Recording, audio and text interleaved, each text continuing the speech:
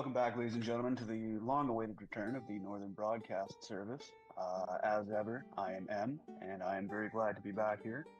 For our first show back in quite some time, we have a very special guest, and that is Pradiche. How are you doing today, Fred? I'm doing great. This is something we have been looking forward to doing for a long time, so I'm glad to be here. Absolutely. For those of you who are just kind of tuning in after the fact, Fred and I have been discussing this for some time, probably since the last time we started doing the RP Spotlights, and I have been very excited to get him on to talk about basically anything. Fred is widely considered probably one of the best world builders in all the communities that we have here, and so it's fantastic to have him on. And today I believe we are talking about the Aramites from Aeneas, correct? That is correct. They were originally prize creation, but I took them and I believe done done well with them. I do believe he is happy with what's been going on. I would assume so. So tell me a little bit about the Aramites. Where do they come from? What's their culture? Things like that. So the Aramites, their history goes back a long way, but they originate from what we know as Mars,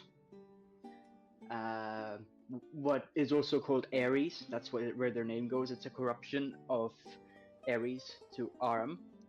And so the Aramites are essentially the descendants of the colonists of Mars. And when the three homes of humanity in our solar system fell, the Aramites set off on a long journey to what is now the Aeneas sector, where they settled on the planet Aram, and they have been in the Aeneas sector ever since. They lost a war with their neighbors, the Calorians, the Imperial Calorian Federation, which saw their homeworld, Aram, nuked until the continents cracked, and now there is a new polity, new Aram, settled a ways away from the IKF. Perfect. So with the new Aramites, if I remember correctly, they basically live on a massive hive fleet, yeah? So they have a number of settled colonies, planets, and they have some space stations and stuff as well. But they originated from a massive refugee fleet, similar to how the Aramites got into the Aeneas sector in the first place, with a massive refugee fleet. And it is sort of in the Aramites' history and in the Aramites' blood to be expelled from their homes almost, because with the big collapse of society in the solar system and then the loss of their home planet in the Aeneas sector, there's always been sort of this, the Aramites have a history of this happening, right? Yeah. And so they have made preparations in case that happens again with their fleet construction and all that. But So a quick question then. In total, how many times have the Aramites been expelled from homeworld? So, assuming we count them initially colonizing Mars in the first place, it would be 3 times. So, them going from Earth to Mars, them being forced to leave Mars, and then the destruction of Aram at the hands of the Calorians. Now, this has happened more with minor colonies where they've won and lost. When they won and lost conflicts with the Calorians over the years. But the home worlds, yeah, so 3 major times. Okay. Now, I am quite curious too, and I'm sure probably some of the people tuning in will be. What is kind of the Aramite social structure, like kind of starting from the top and going down? So social structure meaning what? Like, what's kind of the ruling class look like compared to, you know, the lower rungs of the Aramite society? Okay, yeah. Um, so there is an interesting system insofar as there is a notable amount of social mobility in the Aramite system, but there is also some ingrained upper class elements as well.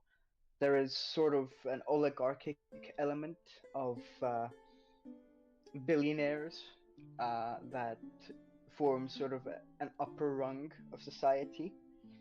Um, and there are billions upon billions of middle class, lower class sort of people. Think of it almost similar to the US in a way today, with with somewhat more billionaire involvement in government almost, but also um, some more stringent limits on them, right? So they've been included in the system so that they can be limited by the system. And that was going to come to my next question. What kind of impact does this kind of oligarchic structure have on how Aram is run from a government standpoint?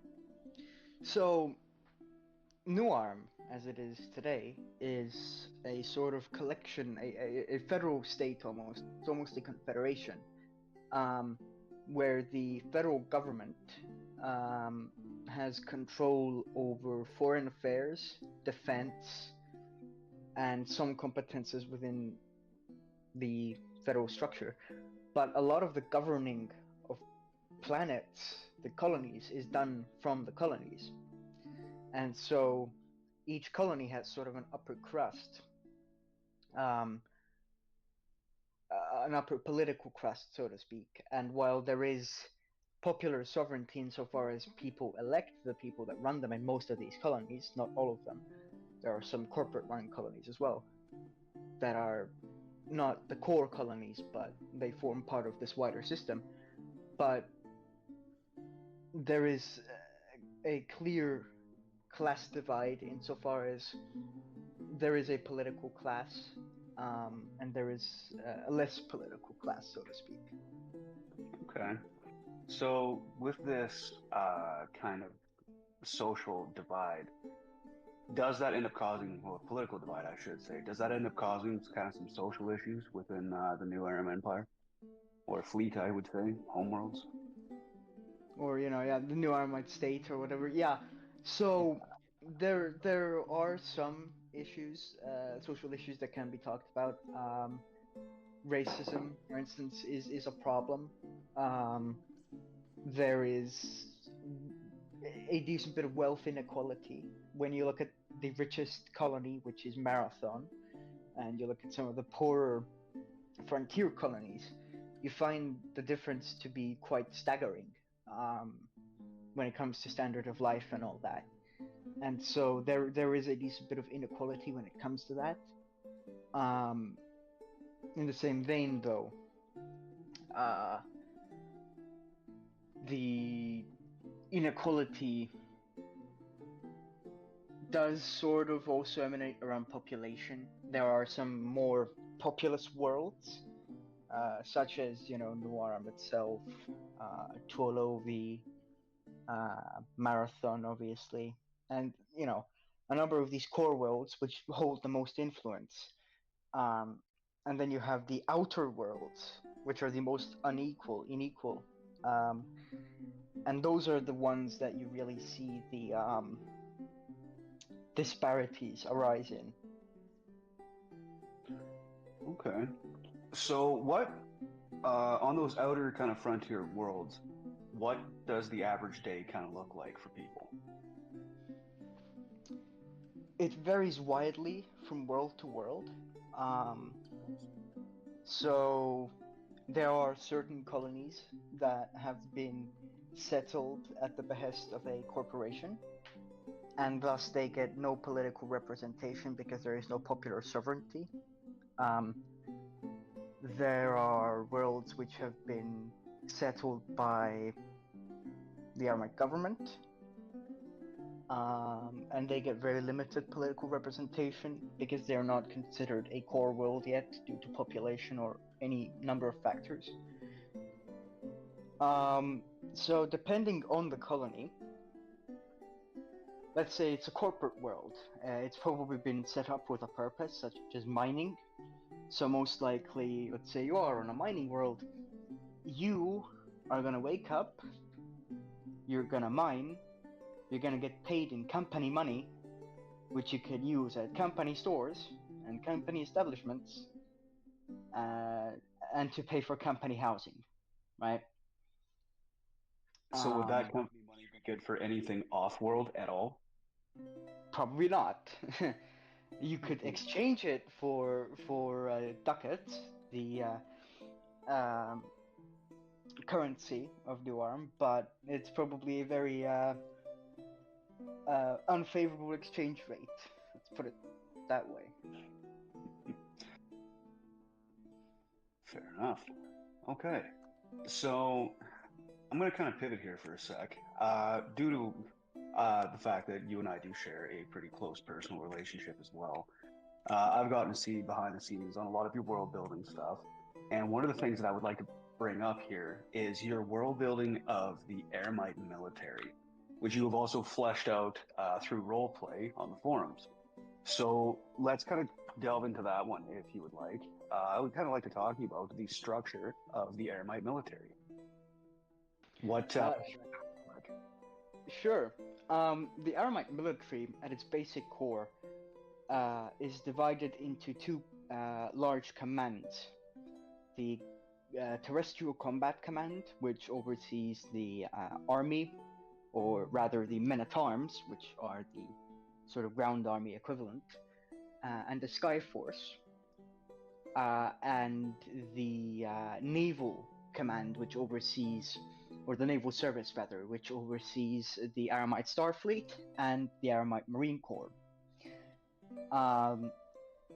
These are effectively the four branches of the standing Aramite military, of which the largest is the Aramite Starfleet by a fairly noticeable margin. The Aramite Starfleet, as of 2959, which is the year in NAS right now, operates just short of 20,000 commissioned vessels. The Aramite Starfleet is split into a number of elements, maneuver elements. They have numbered fleets, mobile fleets, and system defense fleets. Numbered fleets are sort of your standard large formation. Mobile fleets are your quick reaction, rapidly deployable offensive striking force, and system defense fleets could more accurately be described in some cases as system defense squadrons, with their task being the defense of the individual systems. When it comes to the Aramite Marine Corps units are split into Marine Expeditionary Forces, which travel with the Starfleet's vessels. And they also have a number of shipborne security detachments which oversee security on board Starfleet vessels. The men-at-arms are structured according to relatively orthodox way, insofar as, you know, divisions, corps, armies, etc. But they are a very large force when it comes to manpower. And the Sky Force, whose job is the defense of planets up to the outer atmosphere and the inner orbit, sort of. They oversee things like orbital defense installations, orbital interceptors, stuff like that. They're also responsible for conducting aerial warfare in atmosphere, stuff like that. And they are the smallest branch by some margin. But basically, that is the overarching military. There are notable elements that I've missed out on, such as the colonial militias. So each colony, each core colony, rather, I should say. So each core colony is allowed to maintain its own military forces, which may in wartime be brought under the central government's control.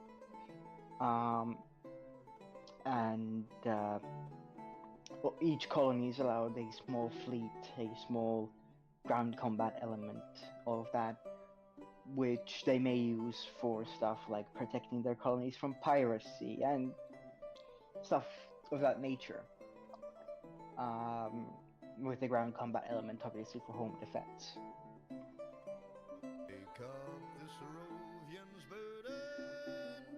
Hello. Welcome. But yes, that is sort of the noises. I forgot about that. that is sort of the wider idea. Yes. Okay, so I can see that you've actually put quite a bit of thought, effort, everything like that into building the Aramite military. You are definitely one of the more prolific military world builders across all of our settings here in TNPRP. I would also kind of like to talk about what some of your influences were for the Aramite military, for its structure, things like that. Is a lot of it based in real life? Are there some fictional works that played into it? Kind of tell us a little bit about that. So, one of the massive influences for the Aramites has been Battlestar Galactica. That has been a massive influence on the Aramites and how I write them. And so, especially when it comes to the Aramite Starfleet, a lot of how they are world built takes heavy influence from the colonial fleet in Battlestar Galactica, with real life influences as well. Halo has been a big influence. The UNSC with stuff like the orbital assault troops of the Aramite Marine Corps, and the Templars being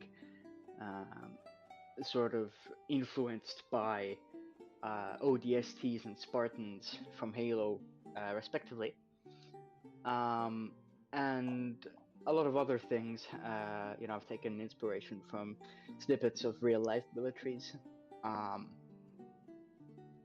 but yeah, I've tried to mix all of this together into sort of a coherent structure, so to speak.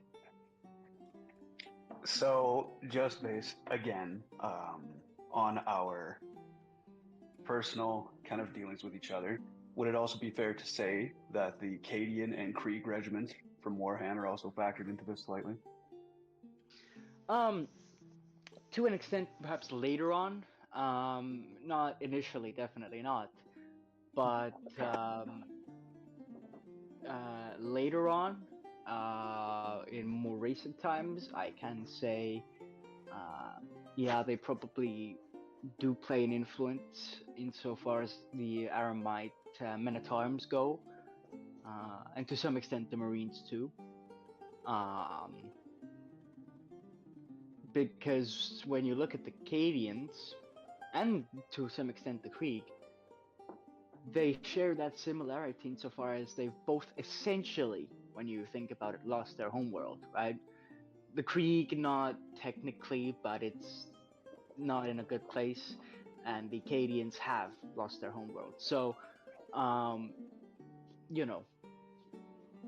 there is that similarity there, and so it is easy to take influence from them, and I have to some extent now taken snippets of influence from them too. Yes. Yeah. Now, with the Aramite military, I also kind of understand that it's not a super well-known factor how built up they actually are. Why is that? So the knowledge of Aramite military buildup is limited, um, largely due to the fact that not many polities are aware of the level of existence of New Aram itself. Most believe it is a few scattered colonies scratching by, um, but in reality, it is a much larger polity than most of the powers in Aeneas understand. And this is on purpose. This is a matter of secrecy for the Aramites, because they know in the end that the Calorians' ultimate goal is the obliteration of the Aramites. And so, if they know that there is a major Aramite uh, sort of stronghold in the stars existing, it may lead to a war which they are not ready to fight, right? So that is sort of the wider situation why it is so secretive. Fair enough. So, in this effort to kind of just maintain the secrecy and build up, are they actually hoping to be able to mount a kind of counteroffensive to the Calorians after all this time? Or is that something that's even been discussed? So think of it as sort of like Taiwan under Chiang Kai-shek, almost. Okay. So there is always this remote hope that a counterattack can be launched. Um, but when you look at what has been done to the Aramite homeworld of Aram, how it was nuked until the continents cracked, um, the question rises of whether it is worth to do at all. And that is something that is discussed in Aramite military and political circles. The Aramite Starfleet has mostly been built up for a defensive stance, but in theory, with the way it's been built up, it could be used to undertake major offensive actions too. And so the um, Starfleet, could in theory be used in a major counterattack. But the question of why or what is the rationale behind it is sort of a difficult one to answer for Aramite strategists, because the Aram itself is a burnt out radioactive hulk. Um, so the only real reason to do it would be revenge, which in a wider strategic calculus is not very wise, but it is still a firmly held belief by many Aramites that they should at some point launch a counterattack for that revenge, right? Okay. What kind of weight does that sentiment actually bear in the New Aramite state? Um, so theoretically, it remains the goal of the state to one day strike back at the Calorians. In reality, the question is much more open until the events of the ties that bind and Starfall. Uh, the idea of the Aramites launching a massive counterstrike, a massive counterblow, um, is a debated idea. Theoretically, it remains the goal of the state, but as a matter of fact, it isn't really worked towards all that much. Again, until the events of the ties that bind and Starfall. Okay. And that also leads me into my next set of questions here. So you've mentioned Ties That Bind and Starfall. Now, Ties That Bind is, for those of you that don't know, a roleplay series that Pred has been writing for probably, I would say, about a year and a half now. And it also managed to win a Leonard in 2024 for Character of the Year, Andrew Thrace. Congratulations on that, by the way. That was a big win. But kind of tell me a bit about the ties that bind, and kind of for the people that are interested, what is that all about? So the ties that bind is, if I were to give an elevator pitch, is the story of simple personal relationships. Um, Simple personal relationships of people in a situation much larger than they believe they're ready for, right? Um, so the large situation, the wider situation, kind of takes a back seat here to the interpersonal relationships. I will say, folks, if you have not read this series yet, please go find it on the forum. Non-Eris section, Aramites RP. It is fantastic. Now, Starfall. Let's kind of talk about that one as well. So, kind of give us a, as you called it, an elevator pitch for that one as well. So Starfall is really prize RP primarily. I, I play a sort of secondary role in it. That is much more of a bigger picture part of the roleplay. Basically, that is the big picture event that is more in the background in the ties that bind. I feel like I can speak up here because I'm Minister of Culture and I'm all of yours bosses. So, I'm sorry about that, but after everything I sacrificed, so yeah, Starfall is basically, as Pred said, it's the big picture event that kind of gives context to the ties that bind. Also, Starfall kind of comes from the Calorian perspective, so you get a bit of kind of how they function. But that's all I'm gonna say. I just wanted to drop that in, and I'll be right back. And I'll fade back into the audience. Well, thanks for chiming in. We appreciate it.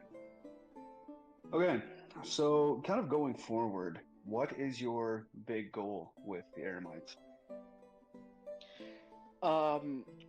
That is an excellent question. I would like to finish the ties that bind. It's proven to be a pretty tall order, but in my head I have 4 or 5 chapters planned, and I'm currently finishing up chapter 2, so we're probably around halfway, a little bit less, through the story. So yeah, that's sort of the thing. Okay, so a couple of the other kind of things that I would like to know about. What are kind of the main basic cultural staples of Aram? Like, kind of going towards language, customs, what those customs are based off of, things like that. So this sort of depends on planet to a degree.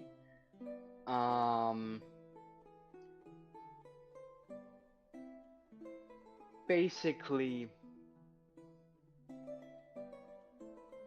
you can kind of look at it as sort of almost American in a way, but not fully. So basically, there are a number of different people groups in New Aram, and they all live together in this one grand state. And so the customs and cultures vary from people group to people group, and this is also explored in the ties that bind. Andy goes to mourn his friend for the 7 days of mourning. That is a Jewish custom, right? But that is not a widely held custom throughout the entirety of New Aram, basically, right? Okay. Speaking of that type of tradition, how big of a role does religion play in New Aramite State? Religion plays a pretty integral role. There is an official religion, though the official religion's influence today on government is limited insofar as you cannot be a Templar if you're not a member of the official religion. And the Templars are basically the religious special forces of the Aramite military that the church and the military shares. But otherwise, there is more or less religious freedom, and religion does influence Aramite society quite a bit.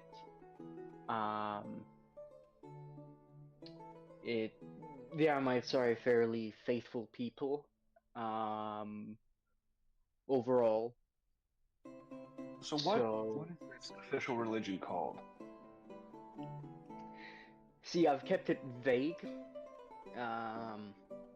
I've kept the name of both the sort of semi-Jewish and the, I guess, the semi-Christian religions vague, simply because I have not really want to go too deeply into it, if you understand what I mean. Yes, I understand entirely. So it's a vaguely Abrahamic faith. Essentially, yes, all of the Abrahamic faiths are represented in New Aram, but they are kept sort of vague insofar as they exist, but they're not the focus of the story, and thus they get Kind of take they take a back seat, right? Correct. They take a limited place where they're needed, where they have a place. Fair enough. Now, you did catch my interest with the Templars. What would their kind of main function be out kind of alongside both, the Aramite military and even just kind of, you've mentioned the Special Operations Group or Special Forces. What would they mainly be tasked with? So the history of the Templars goes back a long way. Originally, they were raised to defend Aramite religious and holy sites. They've since evolved into a sort of elite special forces unit. They undertake dangerous operations, reconnaissance gathering, high-risk operations, stuff of that nature. You can almost think of them as sort of religious Spartans from Halo, though I wouldn't quite call them that. They have their unique place, insofar as again they are shared between the church and the military. Every Templar has an ecclesiastical rank and a military rank, so there is this sort of duality in the Templars, because every Templar is also a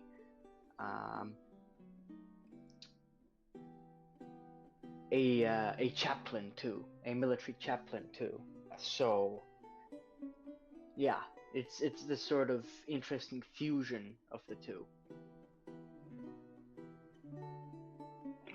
Okay. Alrighty. So, is there anything else kind of that you would like to tell us about Aram that I haven't really asked about? I will just plug the ties that bind again. Do it. It is probably the best writing I've ever done, and it'll make you laugh. It'll make you think hard and long.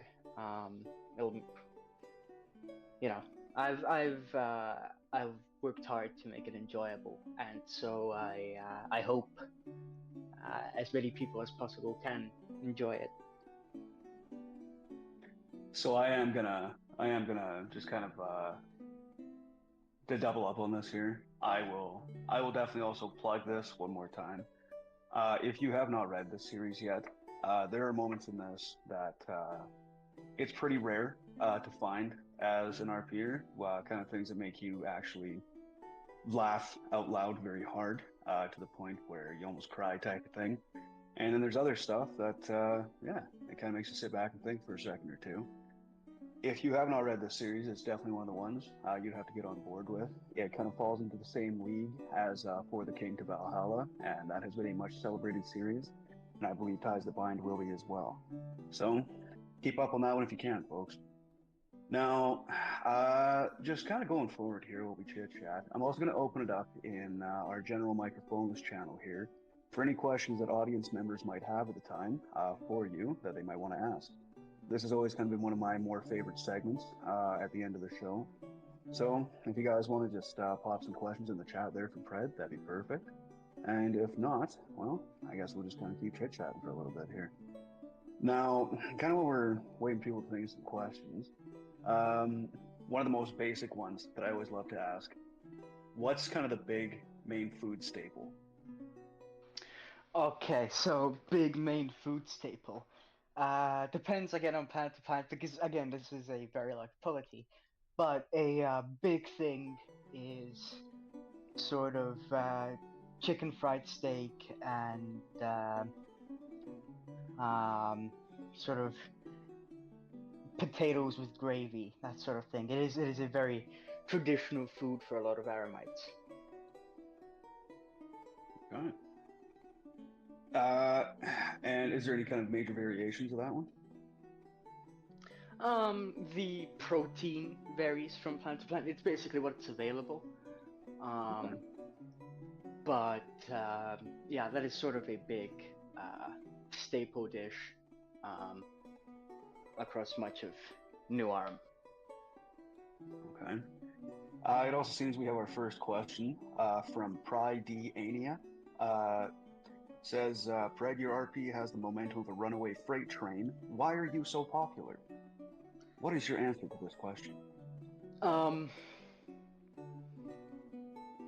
See, you know, I wouldn't say I'm necessarily popular. I think my RP perhaps resonates with people to some degree. I think it is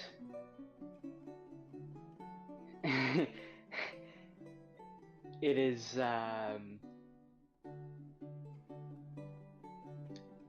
it's something that you don't see too often, I think, in role playing here, and that's no offense meant to anybody else here. You know, everybody here writes very well in their own ways, but the topics that I have delved into with the Ties That Bind are perhaps something that a lot of people struggle with sort of writing about, and it is absolutely not a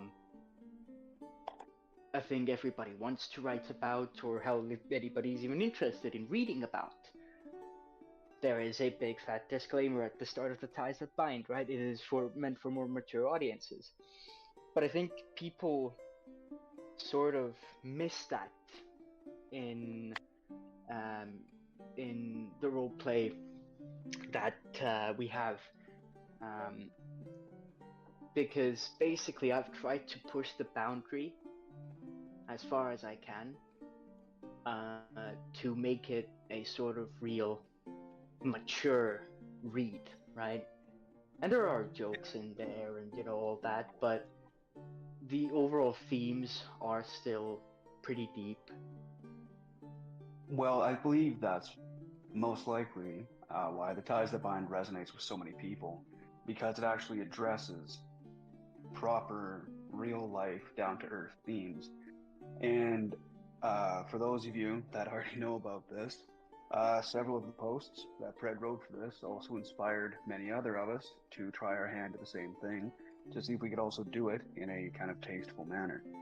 The next question we have here is from Vivonko. So the first question he has is, the numbers, Pred, what do they mean? The numbers. I don't know. Very good. All right, so his actual question is about drinks. What would be the most common type of drink in New Aram? Is it alcoholic? Is it a juicy type of thing? Or is it more of a fruity type of deal? So, this is sort of a very interesting question. A very popular and well-known drink in New Aram is the 20-year-old Twolovi whiskey, which is mentioned at the start of the Ties That Bind. Sort of a very expensive whiskey, but the most common type of drink is probably some sort of pop. I would imagine something like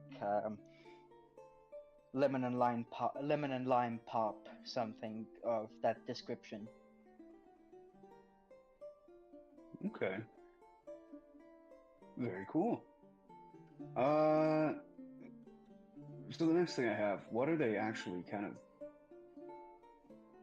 making this out of?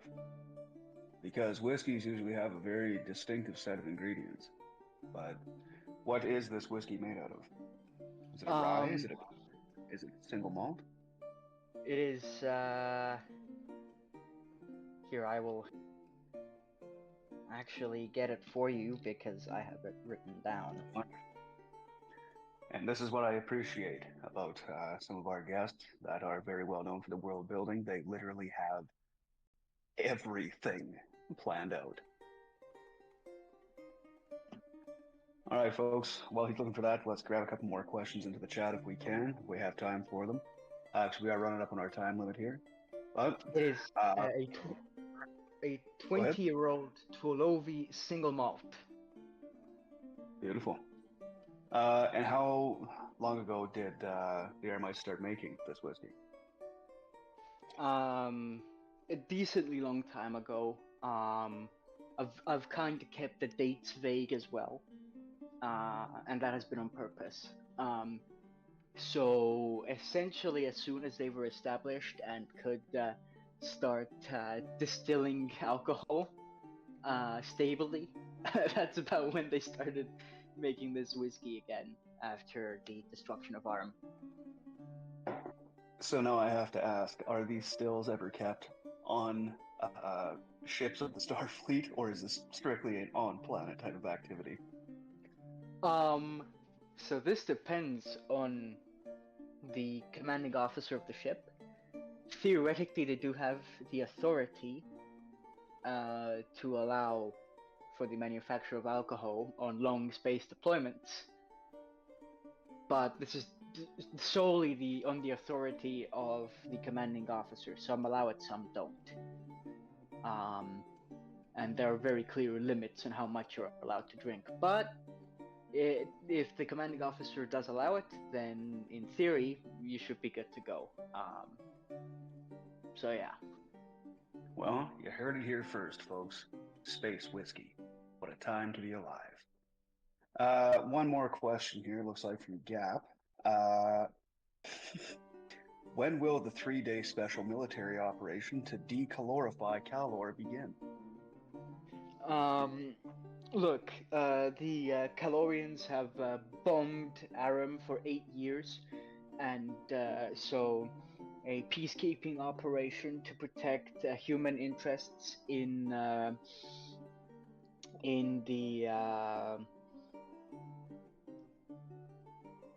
in the Calorian worlds will be necessary, and thus a 3-day special military operation may become necessary in order to stop the terrorist government of Caloria, of the Imperial Calorian Federation's genocide against humans. Thank you.